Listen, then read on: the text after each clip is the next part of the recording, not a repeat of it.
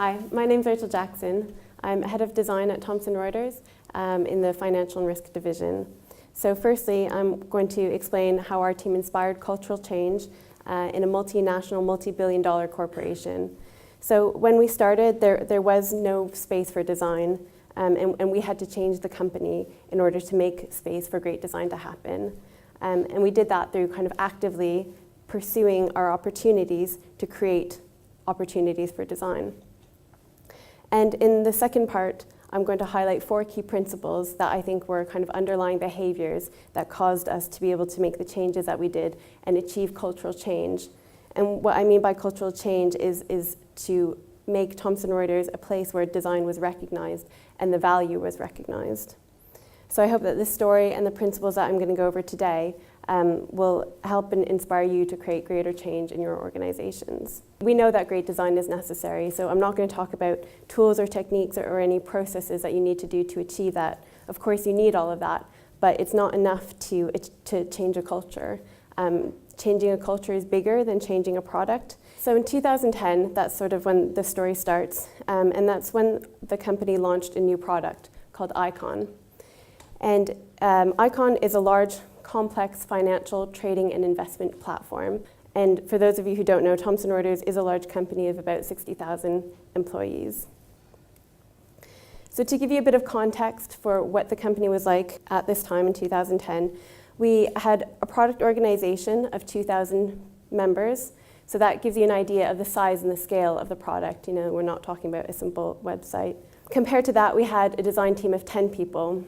So hopefully you can see immediately that the ratio is pretty off, 1 designer to every 200 product managers, and that was making it very difficult to have an impact. It was a technology and feature-driven organization. So you know, the technology that was in the product was very old, and it was legacy technology that was kind of inherited from old products. And the features kind of in the product were vast, and it allowed you to do everything that you would never want to do. The company and the industry as a whole was resistant to change. People familiar with the financial industry are kind of know that change in the financial industry is fairly glacial.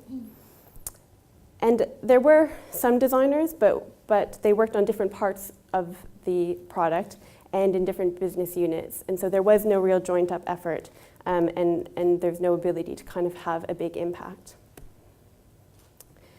And when Icon was first released, it was released many months late, and it came out with amongst very high expectations for what it was supposed to be and supposed to deliver, but it badly failed to live up to those.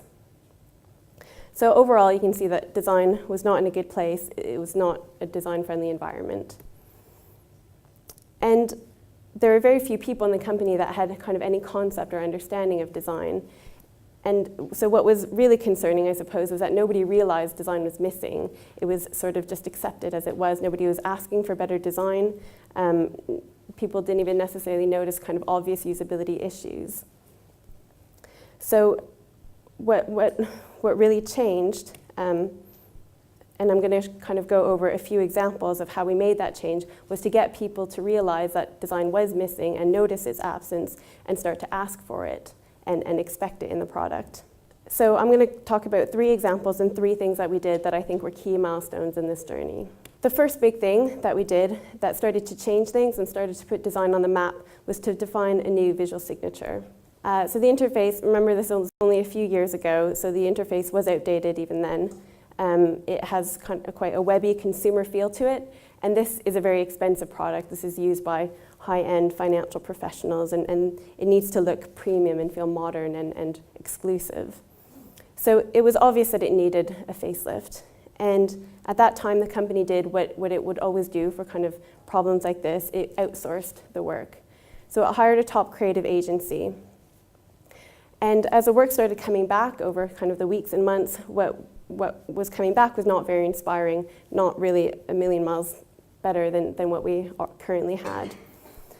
So this was our chance, and we saw this as an opportunity to demonstrate the talent that we had in-house and develop our own visual signature. So we did it in secret. Nobody asked us to do it, but we started working on it. And through that process, we not only were working on making it look modern and premium, we were also able to fix a lot of UX issues with the product. So fixing the hierarchy, cleaning up some of the clutter, and making the interactions clearer. And so it was our visual signature that ended up being used. A completely new look in a charcoal background. And it was very well received. It was well received both internally in the company and externally in the market. So initially, the perception of Icon was pretty poor, but we managed to kind of turn that around and start to have a lot more positive reaction to Icon. It was a really important step for our team because it gave us a lot of recognition. It was a very visible change that we made. And it meant that we were starting to be known within the organization. Started this snowballing effect where people realized that design was missing, people realized the value that it had, and realized the importance. And so we were given more space and more opportunity to do more design work and grow the team at the same time.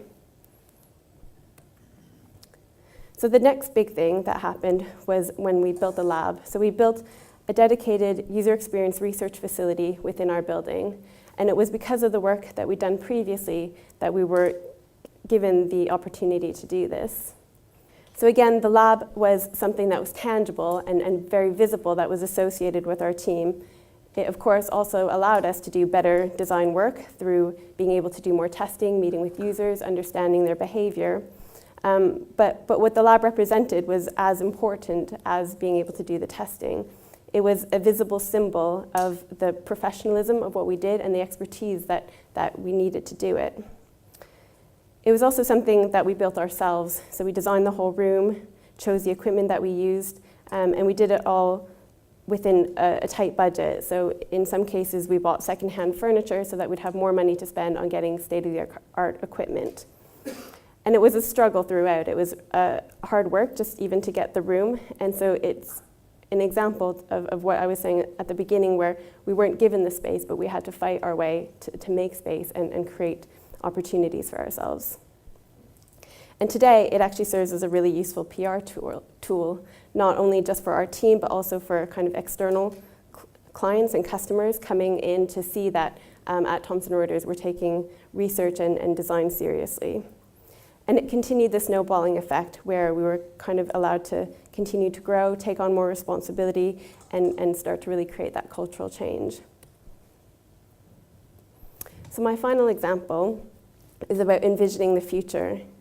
So thanks to the work that we've done so far and the visibility and the recognition that we were getting, we were given a really incredible opportunity and a rare opportunity. We were asked to define the future for Icon. So on the one hand, we were steadily improving Icon, and it was getting better with each new release. But at the same time, we wanted to create a vision of where we wanted to go and what Icon could be in the future.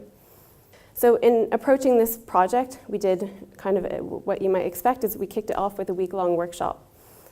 We did various whiteboarding sessions, understanding the issues with the product today, coming up with a lot of new ideas and explorations for what it could be in the future.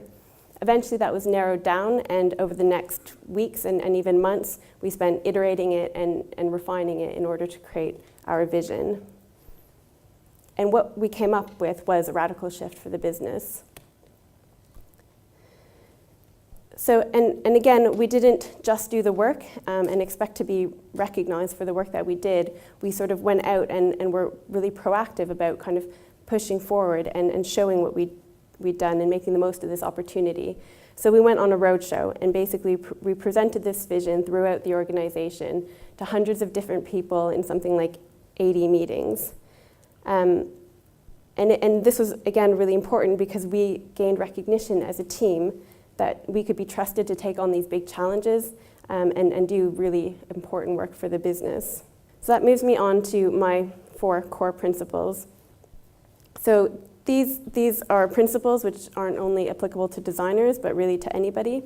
And it's principles that we applied not just in the actual design work that we did, but in how we approached the problems that we did and how we approached the opportunities that we had.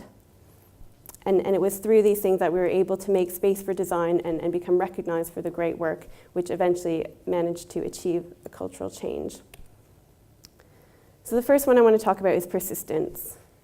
Organizational change and cultural change is a really difficult process. It takes a long, long time. In our company, it's over 100 years old, so trying to change something like that is not a quick thing. And in the examples I've given, I've painted a very positive picture, and those were a lot of kind of highs and wins that we had, but there were also kind of failures and setbacks along the way. So I believe that the thing that was really important was through persisting no matter what was going on in the organization. My second principle is about thoughtfulness. So everything that we do as a team has a lot of careful thought and attention, and every decision we make has really strong rationale behind it. And we apply that not only to the design work we do, but also in how we approach the problems and the opportunities.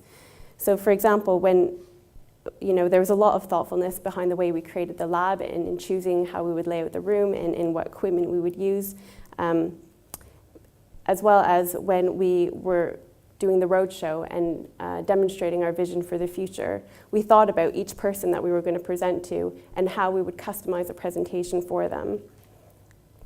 So, and we try to apply this principle in everything we do in how we run the team, not just to products.